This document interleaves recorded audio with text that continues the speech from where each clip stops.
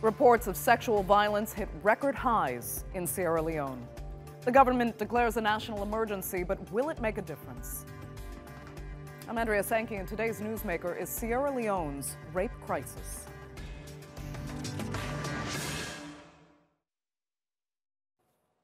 When a 5-year-old girl was raped and left paralyzed by her uncle, anger erupted across Sierra Leone.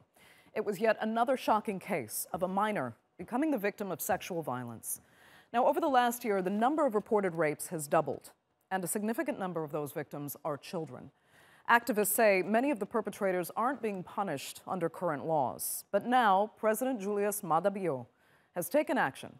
In an impassioned speech, he declared a national emergency and warned that raping a child will now be punishable with life in prison. But will that be enough of a deterrent? And why has the government taken so long to deal with this crisis? We'll have that debate in a moment, but first, Haider Abbasi has this report.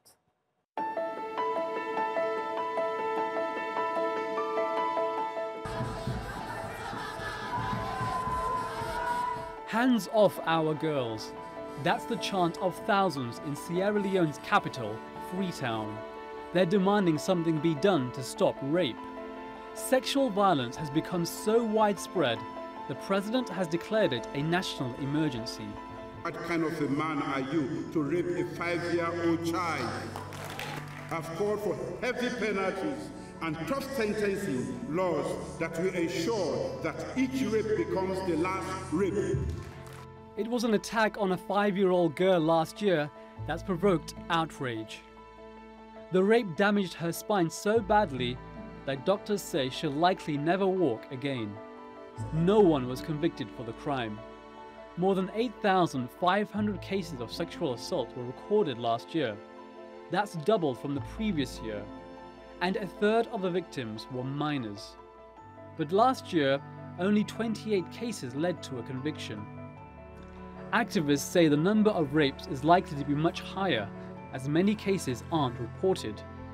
President Bio says attacks on minors will now be punished with a life sentence.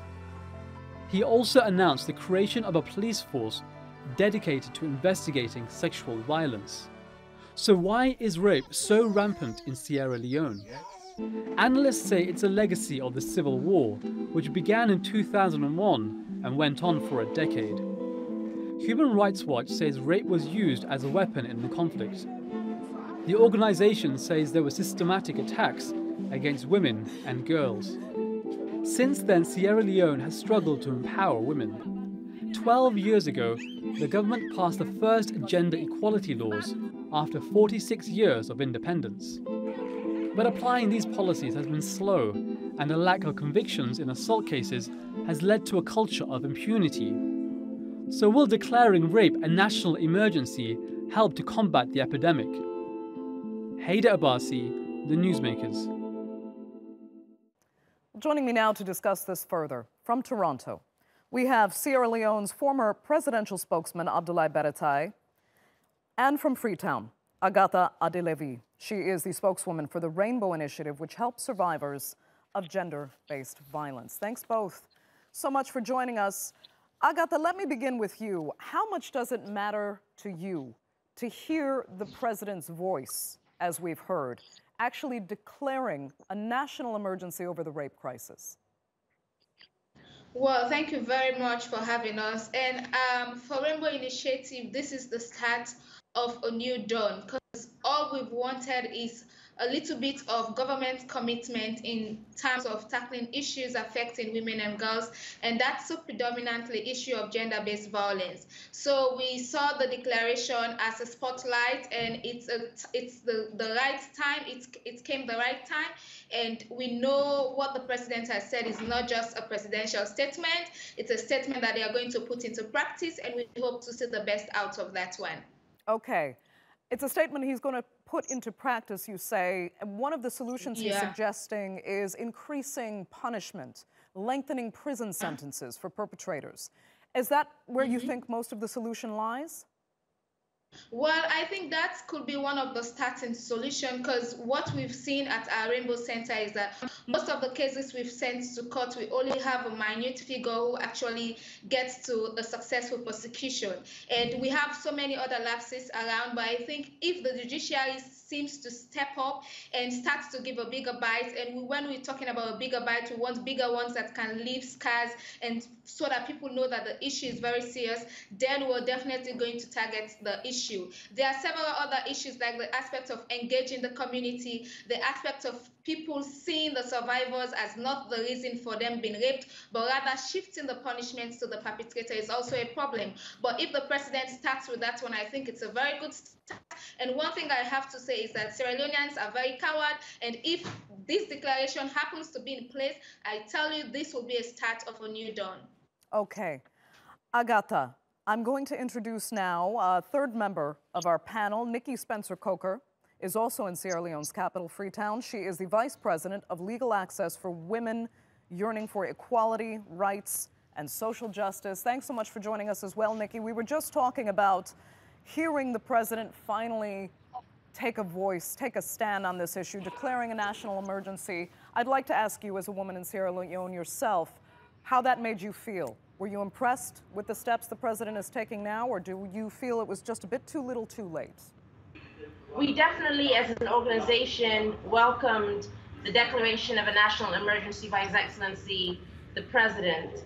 And personally, as a woman in Sierra Leone, as a longtime activist as well for gender-based violence in Sierra Leone, I welcomed it because bringing the focus of the highest authority in the country on a situation as ours, where gender-based violence and its consequences are is that the thing. Why? Because the focus now, the political will is now focused highly on getting things done and solutions being brought to the fore.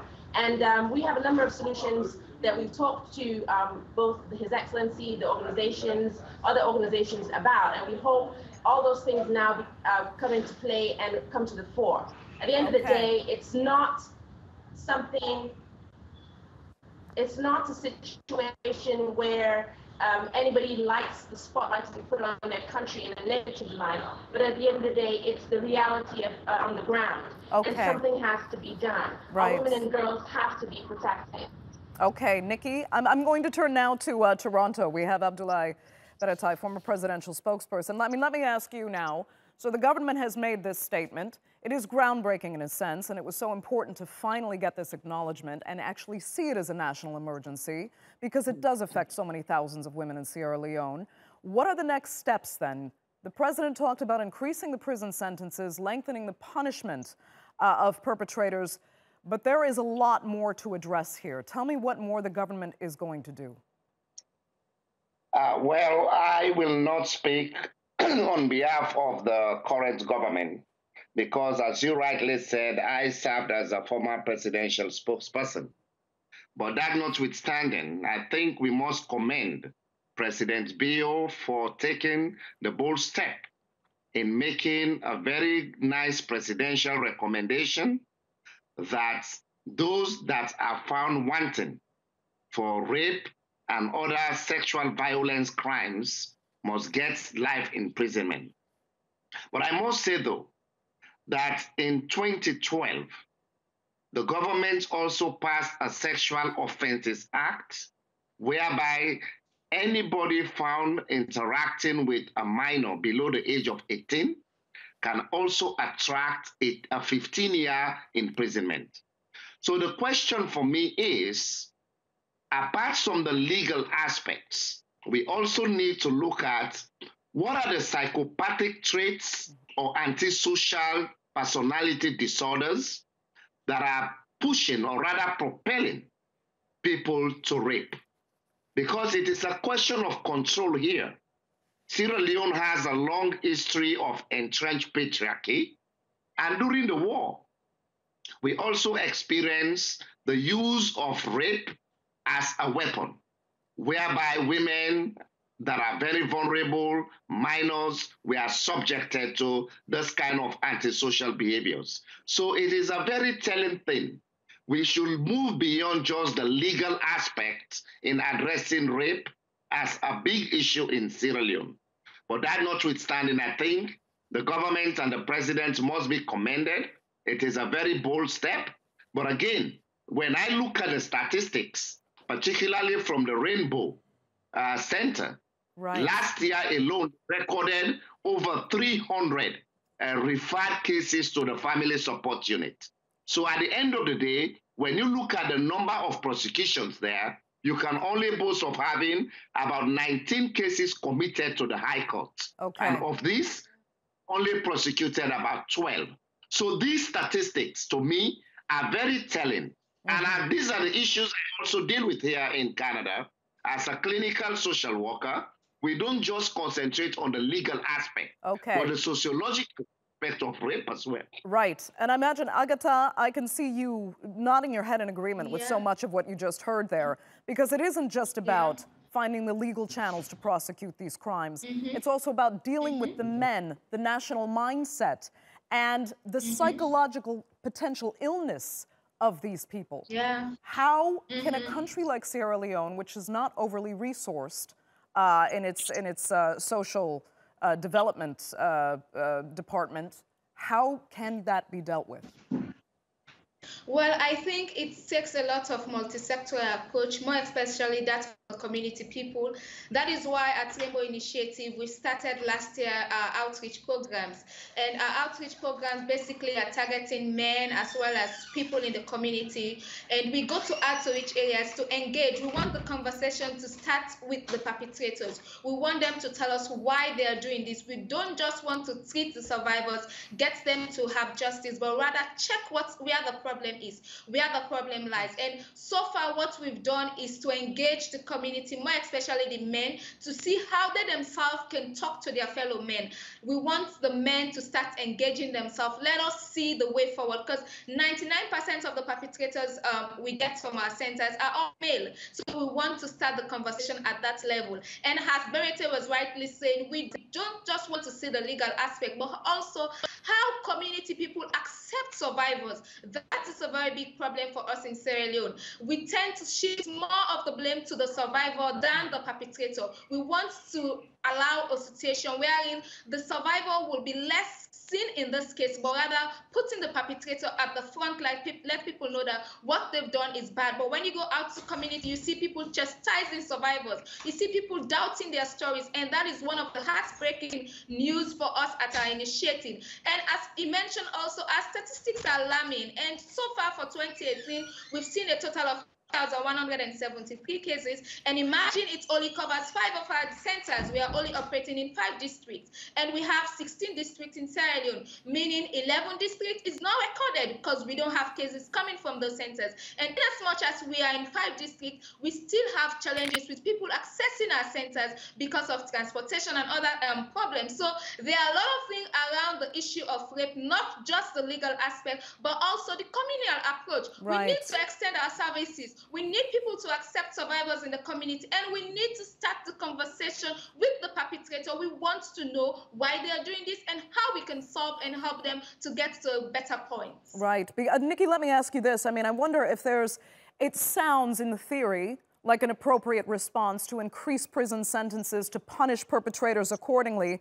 But in a country like Sierra Leone, where prisons are under-resourced and often overcrowded, you can actually intensify the problem by sending these men to prison who may eventually be released and come out even more hardened criminals.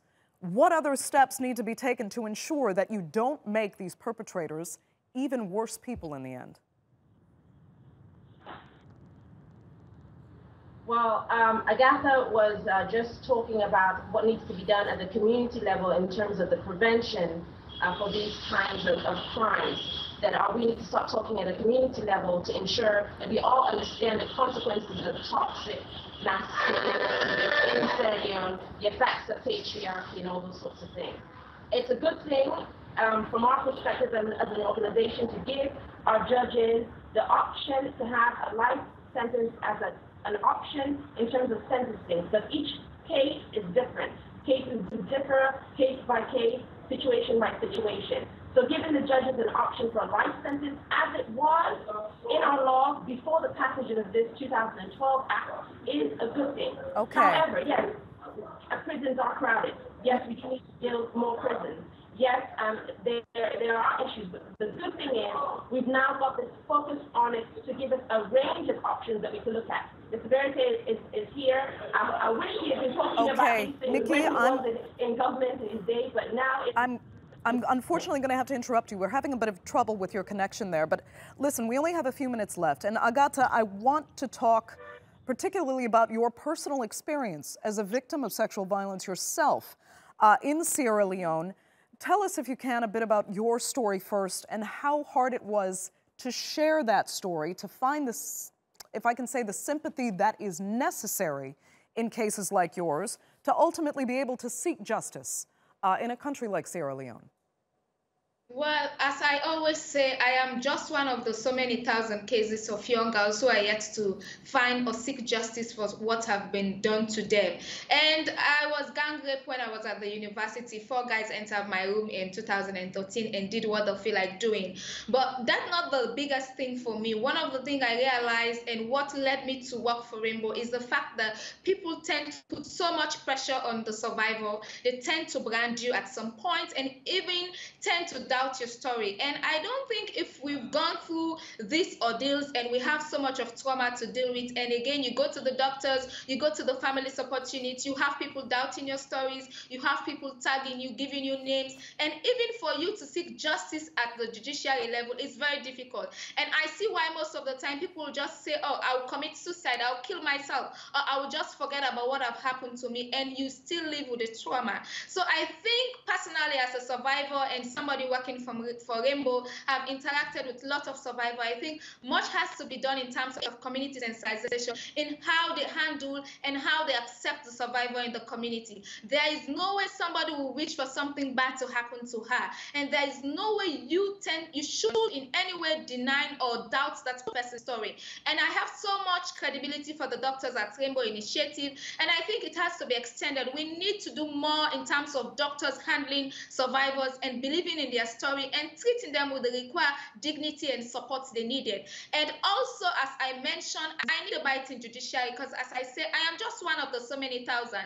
Out of the 3,173 cases, only 1.5% made it to a successful prosecution. So we are many. We have over thousands of young girls who are yet to seek justice, and they are so willing and so eager to have justice. So I think much needs to be done, and as our own level at the initiative, we are doing a lot of good work, and we want people to come up and support us. And sharing my story, as you mentioned, I was a bit scared, but later, after sharing my story, I realized that there are a lot of people who have been through what I've gone through. They are only finding the space to explore and then share their story. Yesterday I was on Al Jazeera. I eventually shared half of my story, and after my show, I saw a lot of people messaging me saying, oh, I can now share my story. I see there is no crime in sharing your story. This is the Sierra Leone we want. This is the community we want. We want a community that can accept a survivor as a survivor. Right.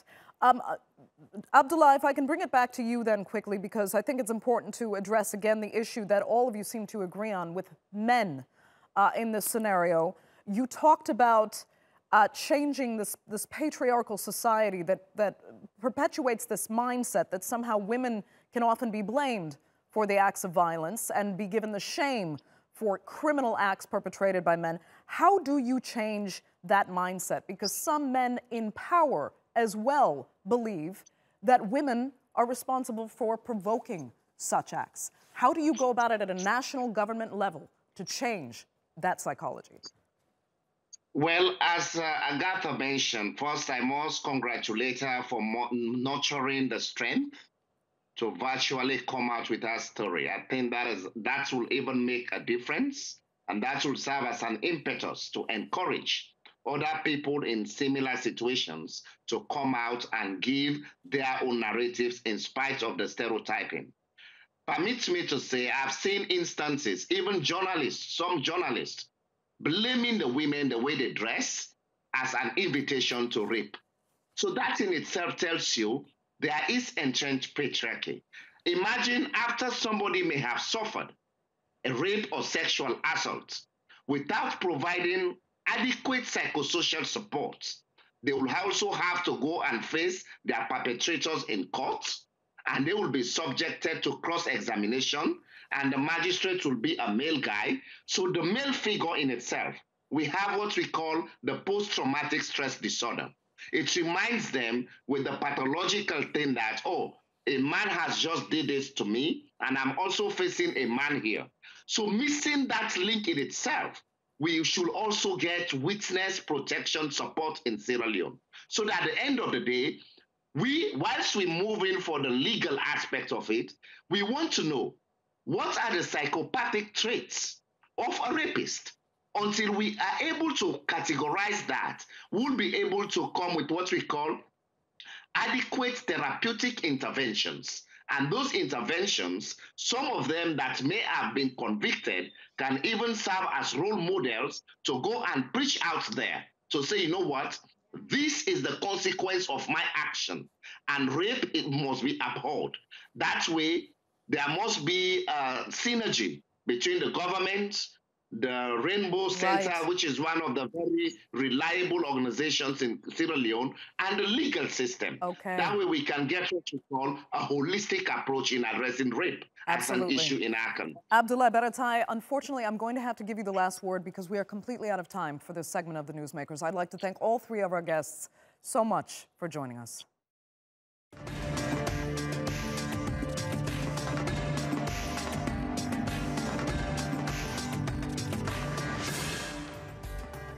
As Sierra Leone tackles its rape crisis, Tunisians take on their anti-sodomy laws. After the break, we ask if police locked up a rape victim because of his sexual orientation. And this man may have saved millions of lives in India. Coming up on the show, we'll ask him how he did it.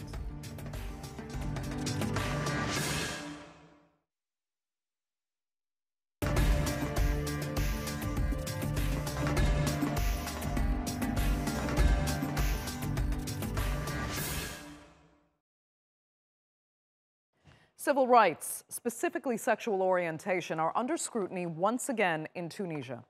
Homosexuality is illegal and generally considered unacceptable.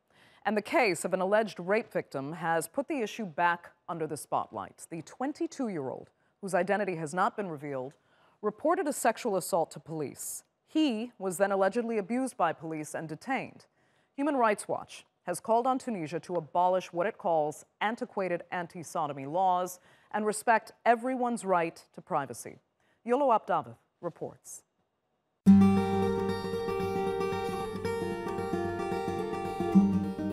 Tunisian society is seen as one of the most liberal in Muslim countries, and where a campaign of civil resistance led to the first Arab Spring protest in 2011. Since then, campaigners for all kinds of equal rights have been battling to preserve or establish their rights. Shams Rad calls itself the Arab world's first gay radio station. For 2 years now, it's broadcast to lesbian, gay, bisexual and transgender. But there's been a backlash. The vice president of Shams Rad became the main subject of the Friday prayer in his area monastery, which contained a direct death threat. Even his family was threatened. He also received violent phone calls. Personally, I have received 4,300 messages to my Facebook account, which contain violence and death threats. Human Rights Watch has spoken to 6 Tunisian men prosecuted in 2017 and 2018 under Article 230 of the Criminal Code. Homosexuality is illegal with up to 3 years in prison. In the Arabic version of the Criminal Code, both male and female homosexuality are criminalized, while the French version states sodomy is a criminal act. This law predates 1956, when Tunisia became independent from France. Despite a new constitution in 2014 to safeguard human rights and individual liberties, prosecutions and forced physical examinations under the 1913 Penal Code still take place. The problem is that very few victims file a complaint to the police for fear of being stigmatized again, of facing stronger repression, of falling into an uncontrollable spiral when they complain to the authorities. Tunisia has signed up to the International Covenant on Civil and Political Rights, and Tunisia's constitution states, under Article 21, All citizens, male and female, have equal rights and duties and are equal before the law without any discrimination. Article 23 prohibits mental and physical torture. And in Article 24, the state protects the right to privacy and the inviolability of the home.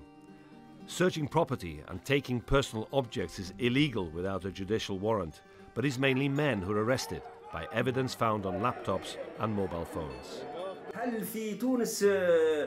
Does an Islamic government exist in the Arab world? Are the Islamic rules really respected in the Arabic world? No, they're not. Tunisia is a secular country, thanks to the procedures of the creation of associations and media stations. Tunisia's government has signed the UN's Human Rights Covenant not to discriminate based on sexual orientation. Is the current policy then of allowing police to look for evidence of sodomy and force people to be examined an unconstitutional contradiction? Yolo David, The Newsmakers. Well, joining me now from Washington is Neela Ghoshal. She is a senior researcher in LGBT rights at Human Rights Watch. From Tunis, Munir Batour. He is the lawyer and president of LGBT rights groups Shams in Tunisia. And with me on the set is the manager of TRT World's Research Center, Tarek Sharkawi. He is also a specialist on North Africa. Thanks all so much for joining us. Neela, let me begin with you in Washington. First, tell us more about this case that has brought so much attention to this issue now in Tunisia. What happened to this man who claims he was raped and then was re-victimized by Tunisian law enforcement and the state itself? Well, unfortunately, this case in Tunisia is not unique. It's gotten a lot of recent attention, which I think is important. But I also want to highlight that we've documented many cases like this over the years, in which people who have been victims of rape or victims of other types of assault, or who simply have been going about their lives, have been arrested by Tunisian police and then have been taken and subjected to forced anal examinations to try to prove whether or not they are gay. Now, this particular case was a young man, a 22-year-old man, known as AF, and he was assaulted by several men who he'd met through social media. When he went and filed a complaint with the police, that's exactly what happened. They assumed that he'd had consensual sex. Whether he did or not, we don't know.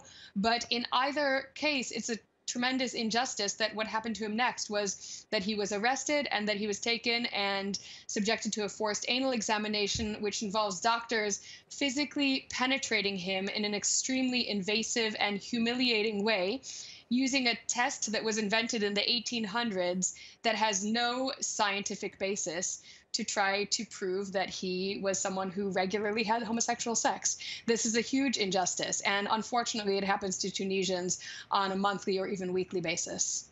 And Munir Batour, through your experience as a Tunisian, representing gay rights in the country, you've seen these cases, I imagine, all too many times before. Tell us what is wrong with Tunisian law that allows this to continue happening. The Tunisian law doesn't respect the human rights and especially the LGBT rights. The 230 article of Penal Code condemn homosexuality to up to 3 years of jail.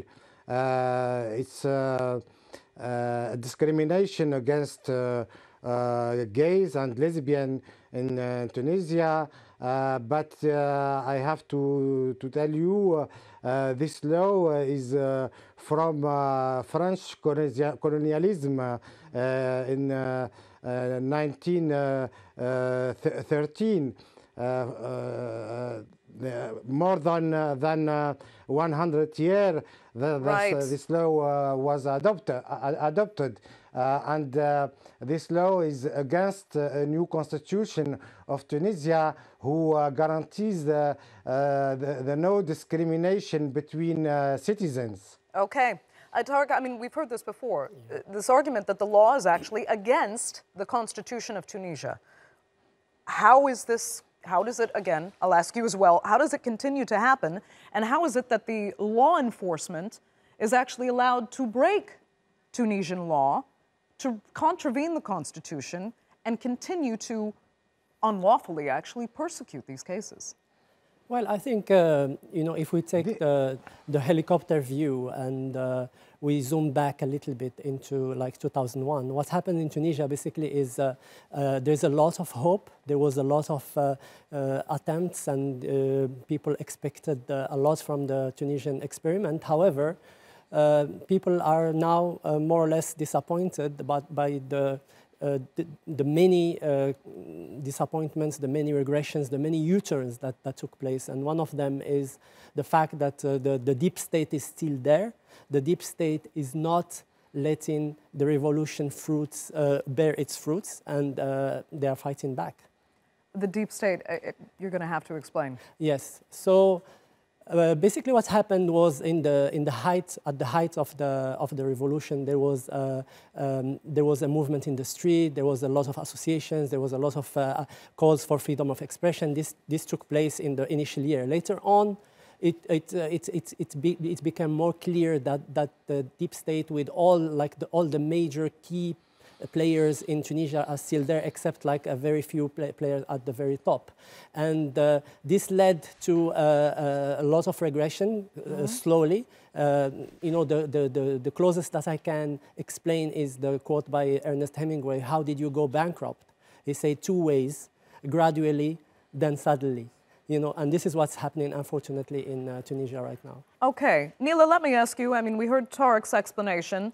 And as well, Munir was citing these laws that date back to 1913, some of them from the French colonial period.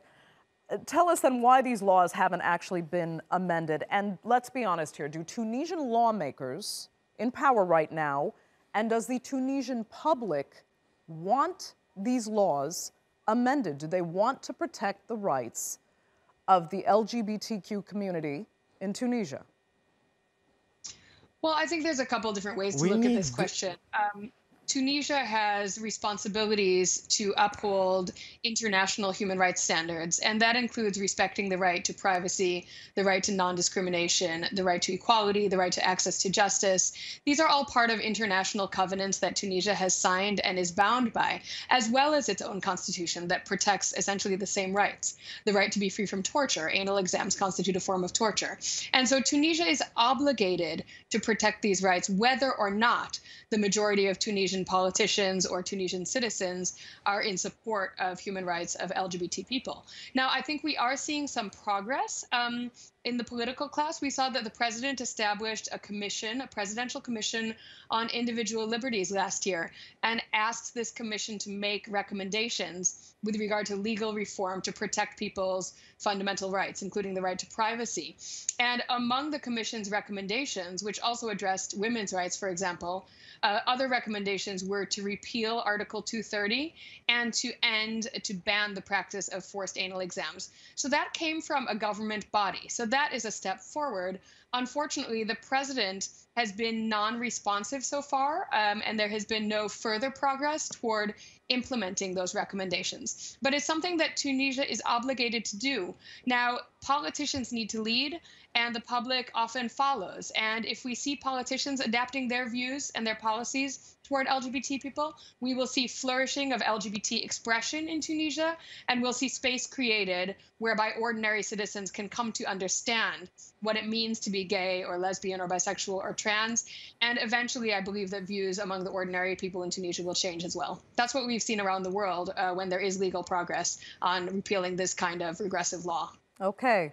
Munir, again, you are in Tunisia. Yes. And as you know, politicians often do what they think voters actually want. So speak to us about the Tunisian public's mindset. Do they want these laws and these attitudes to change and to protect gay, lesbian, bisexual, trans people?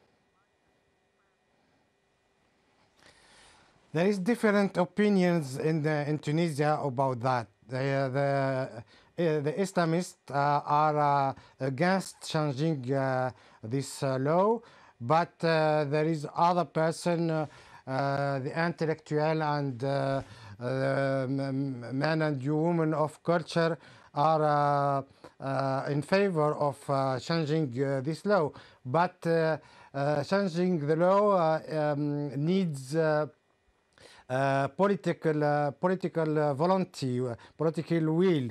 Actually, in the parliament in Tunisia, there is no volunteer to change this law.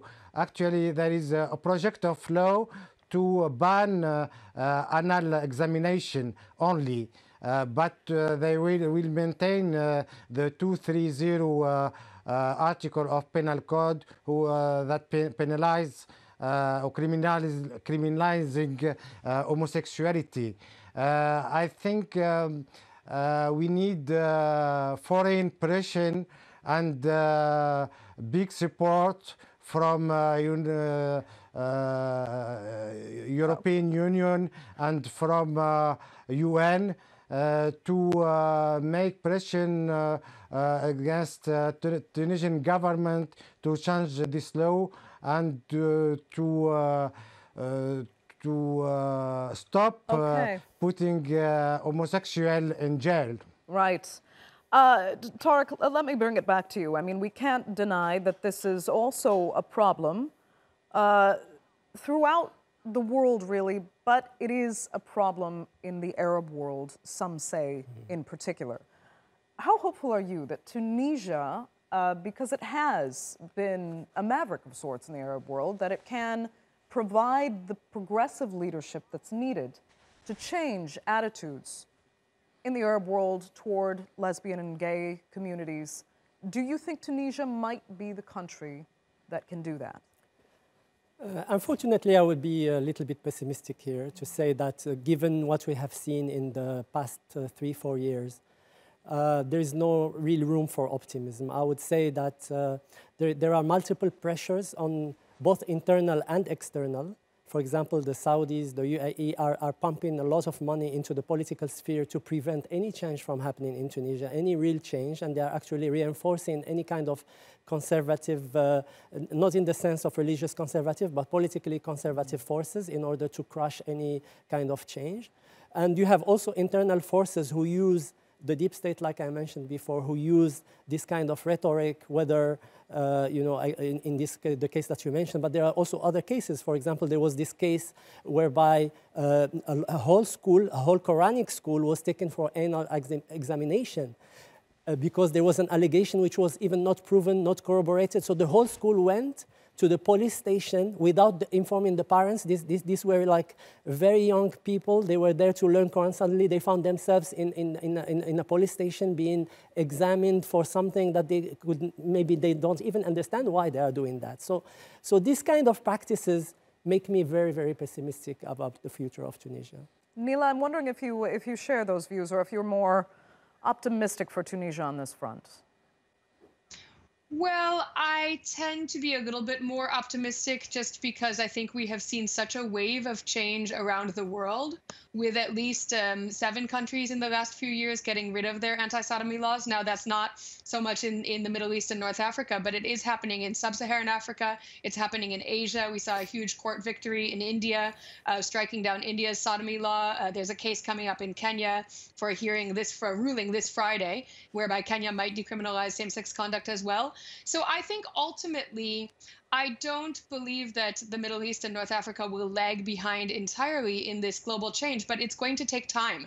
And what gives me a little bit of hope in Tunisia is that I have seen the strength of the activists. Groups like Shams that Munir represents, groups like Damj, Mawjudin are doing tremendous work in Tunisia. And these are the change makers. They are going to push, and they're not going to let up. And ultimately, their arguments are going to prevail because their arguments are much stronger in support of freedom, liberation, privacy, than the arguments of those who would like to keep the state in everybody's bedroom. I think at the end of the day, we'll see change, but I don't think it's going to be a quick or easy path. Munir, let me ask you, do you feel safe doing your work in Tunisia? I am, yes, I'm feeling safe, but in our organization, we receive often a lot of threats and a lot of persons are against us. We we are fighting for our rights as LGBT community in Tunisia. We have the freedom of expression since revolution, but since the revolution there is more than 500 homosexual arrested, more than 27 homophobic murder. When homosexual is victim of rapes or robbed, he can't go to police to complain because he's afraid to be convinced for his homosexuality. It's a hard situation. Our situation is very bad in Tunisia, and we hope the parliament will change this law quickly, because the number of victims of rapes and robbed is very important, and homosexual does not have the right to access to the justice in Tunisia. Right. Munir Batour, I will have to give you the last word. Unfortunately, we are completely out of time for this segment. I thank all three of you so much for joining us. Thank you.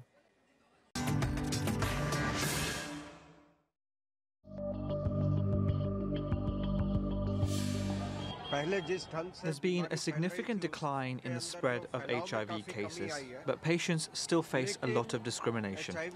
We hope that these programs will spread awareness and reduce discrimination. In India, more than 2 million people live with HIV. It's the country with the third largest epidemic in the world.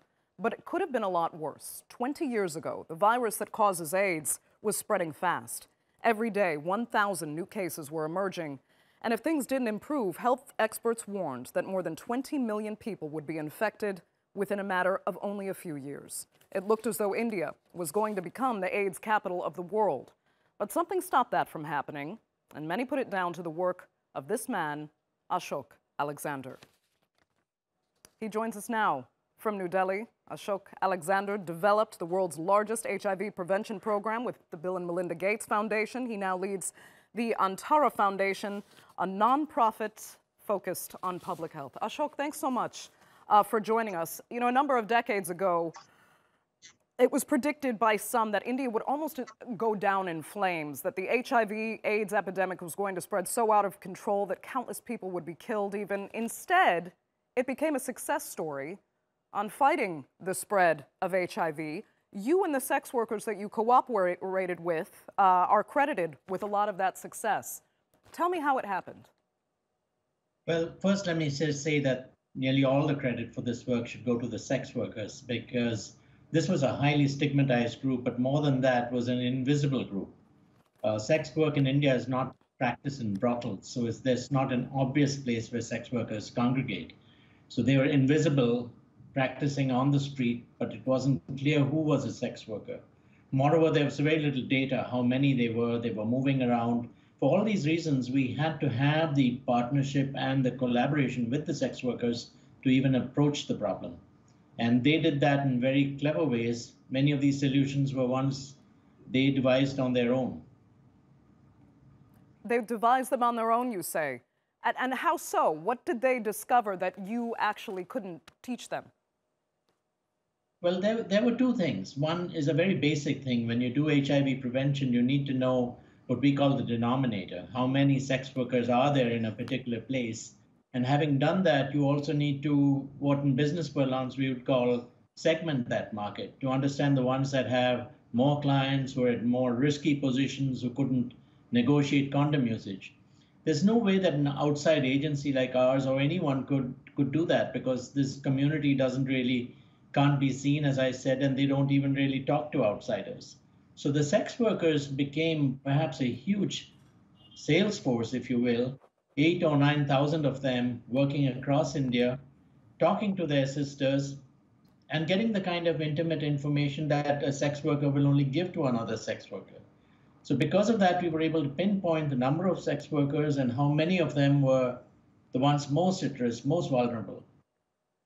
But there was also something else that happened, which was extremely interesting, perhaps even more important. Sex workers you have to understand at that time were not sitting around saying, give us condoms or tell us about condoms so that we can be safe. They had far bigger problems on their mind. They didn't really need education on condoms. They, as one of them told me, tell me, try to understand why I don't use a condom when I know it's important. And that was a clue, because the reason sex workers didn't use condoms as much as they should have was because of the violence that they lived with. Typically, in a transaction with the client would insist on demand unprotected sex. She would try to plead with him otherwise. That would lead to a violent transaction. He would beat her. She might be burned. Something worse than that could happen. And with the result that there was no condom usage. So her point was this, very simply and very deeply, I would say, try to make us safe from violence, and condom usage will follow. Now, this is not an easy, to say, let's make society free from violence. I found the words coming out of my mouth automatically. Well, how do you do that? I don't have a clue. I'd spent 17 years with McKinsey and Company, and we fancied ourselves problem solvers. And once again, it's the women who came up with the solution to that. They basically said, let's form teams of 12 to 15 women, who, as soon as one of them was picked up, and you've got to understand, a lot of the problem came from the police themselves. They would show up, make a hue and cry, be accompanied by a pro bono lawyer or a media person. And the police would not only back down, they would actually plead that this not be taken any further. The HIV prevention program became a anti-violence campaign, and then in today's parlance, it just went viral. Because when we fought violence so effectively, condom usage also was enforced by the women themselves. It is very multi-layered, this problem in India. And in the meantime, though, at the beginning, you were getting private backing from the Bill and Melinda Gates Foundation. What about government backing? I mean, is the Indian government doing enough now, having seen the success you've had, to invest in people that it feels are on the margin? And as you said yourself, the police often don't want to even deal with. And do you think the world is doing a good enough job to acknowledge the needs of this community in societies throughout the planet to stop the spread of these infections and to stop the sexual violence as well? Well, I think the Indian government should get a lot of credit, because things changed. In the beginning, I think there was a state of, I would say, sheer denial that India had any kind of problem at all. I mean, there was global concern and alarm at where things were going in India, but the government of India was at that point in time in denial. 5 years later, they had a fully funded program which was very actively taken up by the government. So the government did show that it could change its stance. Today, we withdrew from this, many years ago, transferred our work to government. Government is now a multi-component program, far more visionary, I would say, than most countries in the world. It's all there, it's well funded, it's running well. Yeah. It's good to hear. I mean, India still is among, though, the worst, unfortunately, in the world for the number of HIV/AIDS cases. I think we said it was number 3, actually. So work still needs to be done, but do you think the best is being done to address the problem? Yeah, I think we should also keep in mind that India has a huge population. By its very nature, nearly everything will be second or third in the world. It's the prevalence that matters, the number of HIV positive people in a given unit of population. And on that count, India is one of the lowest prevalence countries in the world right now. But there are still places which are at a very alarming level of HIV. The northeast portions of India, which abut the so-called Golden Triangle, are sources of where very low-cost heroin and other drugs come in. So injecting drug use is a very, very complex issue compared to sex work transmitted HIV. That remains a big concern. Ashok, we just have a short time left, so I want to ask you more of a personal question. I mean, you went from being surrounded by the world's business and political elite by virtue of where you were born, as well as being trained as a consultant for one of the top consulting firms in the world, to being surrounded by what many consider really the dregs of society, if I can put it like that. Where did you yourself, in the end, actually feel more comfortable? Where were you happiest? I think it's very clear. I was more happy trudging through brothels and engaging with sex workers all over India. I like to think I'm beloved of sex workers all over India. I enjoyed that more because I felt that these are real people. These are brave people, and they actually have a form of leadership far better than those that I encountered with corporate leaders. They're human beings who are selfless, they're dedicated, very intelligent. And every time I came back from field and landed in New Delhi, I've got to say that was more of a downer to me. And that's the way it was for 10 years. Ashok Alexander, unfortunately, we will have to leave it there. Thank you so much for joining us on the Newsmakers.